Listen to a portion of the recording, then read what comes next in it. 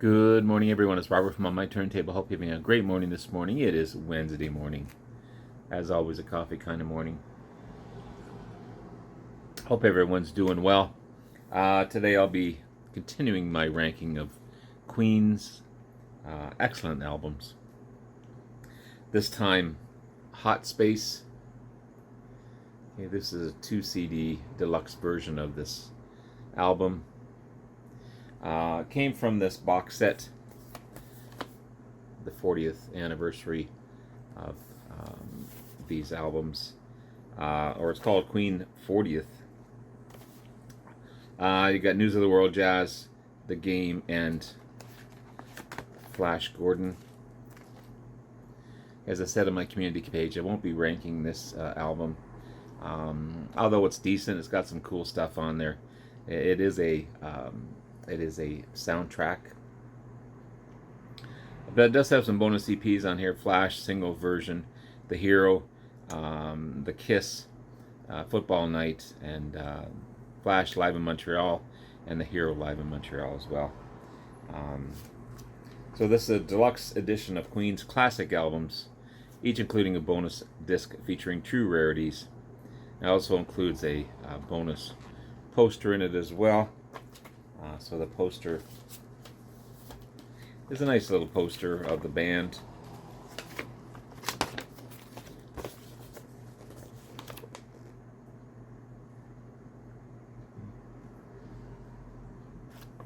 Looking all happy. But yeah, so I won't be ranking Flash Gordon. Again, some decent stuff on there, but not a true album in my opinion anyway. So Flash Gordon's the 9th studio album.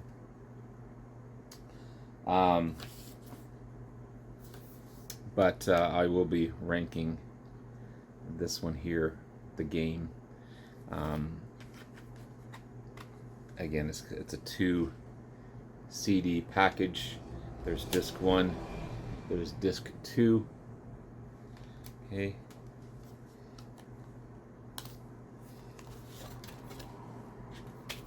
And some nice photos in this as well, with lyrics, of course.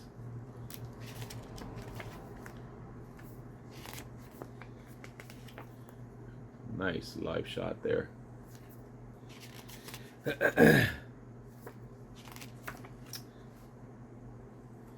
Freddie playing guitar.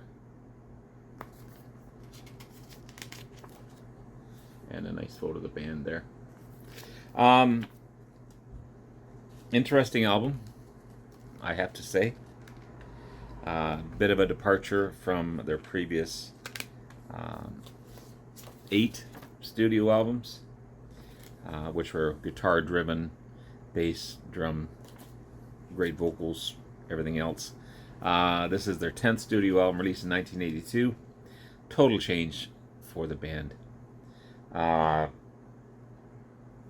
This one is a disco and funk-driven album. It features their second #1 hit, Another One Bites the Dust, with David Bowie, amazing track.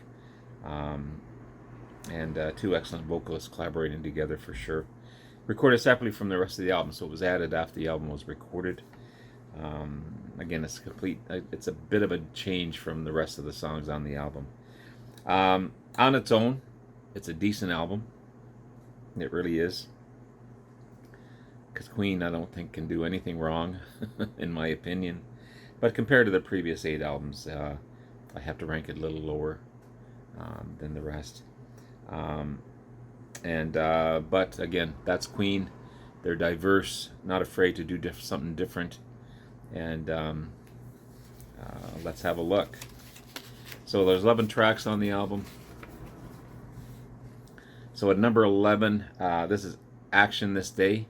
It's a Roger Taylor track, new wave influenced track, with a drum machine and a sax solo. Again, completely different than previous stuff from Queen. Not a bad track, but there's a weird instrumental in the middle, and there's a sax solo going on. The song doesn't really go anywhere. but it apparently, um, I don't know why they did the drum tracks on these ones, but it's just completely different than. So Action, This Day, number 11. I don't know what else to say about that song. Number 10, Life is Real.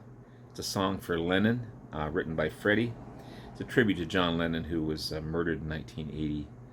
Um, Never really played live except a couple of dates in the U.S. I don't know why, but it sounds like something that John Lennon would sing as well. Sorry for the notification there. Sounds like something that John Lennon would sing. Nice tribute to a legend, for sure, and so, of course, sung beautifully by Freddie, for sure. At number 9, Back Chat by John Deacon, who plays the bass, rhythm guitar, and synthesizers on this one. It's funk and groove at its best. Electric drum solo, which is weird. Very electronic sounding track as well. But there is a nice solo by Brian to save the track, for sure. So number 9, Back Chat. At number 8, Cool Cat, written by Freddie and John Deacon. David Bowie was on the original version, but he didn't like how his vocals sounded, so he asked it to be removed. All the instruments are played by John Deacon, except for piano, which is played by Freddie. It's a funk and soul driven track, sung only the way Freddie can sing, and some excellent falsettos in this one as well. So number 8, Cool Cat. At number 7, Calling All Girls by Roger Taylor. It's the first single by Roger Taylor to be released, but it didn't really do all that well. I think it was number 44 or something on the charts. Great vocals and harmony, simple track, and pretty much stays the same throughout the track. So Calling All Girls, number 7. At number 6, Staying Power, written by Freddie. It's the opening track off the album, and kind of the direction the CD would take, or the album would take. Horns, completely different than anything you've heard from Queen. No guitars, noticeably on this track, but there is some great bass lines in the background, for sure. So at number 6, Staying Power. I'm having trouble talking this morning. I don't know why. Maybe I need more coffee. At number 5, I got to pronounce this properly. Las Palabras de Amor, or The Words of Love. It's written by Brian May. It's a tribute to their Latin American fans. It's a nice ballad-like track. Some nice acoustic guitar, and there's also some great solos in there too, mixed in. But nice track. They do play this one live when they go to Latin America. Again, it's a tribute to their fans. At number 4, Dancer by Brian May. It's a mixture of rock and disco. It's the second track off the album. Another funk-driven track. Some rock elements on there too, which is cool. It's a great track. Love the guitars, and of course the solo is amazing. This is one of the true rockers on the album. Although it's got that disco feel to it, Brian's got to throw that rock element in there. He's a true classic rock guy, for sure. At number 3, Put Out the Fire by Brian May. It's an anti-firearm song, and the only track that actually rocks on the album. It's a guitar-driven track, which is my thing, for sure. Typical Queen song. It could go on any album, later album, for sure.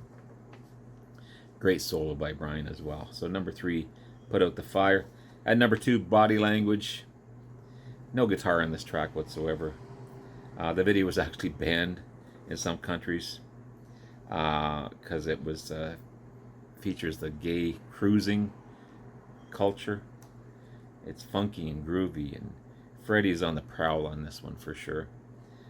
Awesome bass lines by John in this one. But Body Language, just a cool, funky, groovy track, but with some underground messages on this one. And of course, number one, Under Pressure, with the classic, amazing David Bowie. It's a number one song, written during a jam session when they were in Montreux. John Deacon wrote the big classic bass lines for this one. It's the last track on the album. Again, it was added after the rest of the album was recorded. Expertly sung by both David and Freddie, two of the greatest vocalists of that era. Overplayed. I hear it at work like 4 or 5 times a day, but you can't deny it. You can't deny the greatness of that track, for sure. It's an amazing track, sung by two of the best. So to recap, number 11, Action This Day. At number 10, Life Is Real, song for Lennon. At number 9, Back Chat. At number 8, Cool Cat. At number 7, Calling All Girls. At number 6, Staying Power. At number 5, Las Palabras de Amor, a love song, or the words of love. At number 4, Dancer. At number 3, Put Out the Fire. At number 2, Body Language. And at number 1, Under Pressure. Now this album on its own, I'd have to give it a 4 to 5. But if you rank it against the previous 8 albums, it's a 3 out of 5 for sure. Doesn't hold up to the rest of the guitar-driven, true drum playing albums. This one has against the electric drum tracks in it. It's a disco-y, funky. Nothing wrong with that. It's just completely out there. By Queen compared to the rest of the stuff. So on its own, 4 to 5, ranked with the previous Queen albums, 3 out of 5. So there you have it, guys. There's my ranking of Queen's Hot Space. Decent album. It's just completely different than what you're used to, but check it out. Great stuff. Anyway, there you have it, guys. I didn't change any ranking on this one this time. I just kind of left it the way I felt. And let me know below what you feel. Anyway, have yourself a great rest of the day. Love you all. We'll talk to you again soon. Bye now.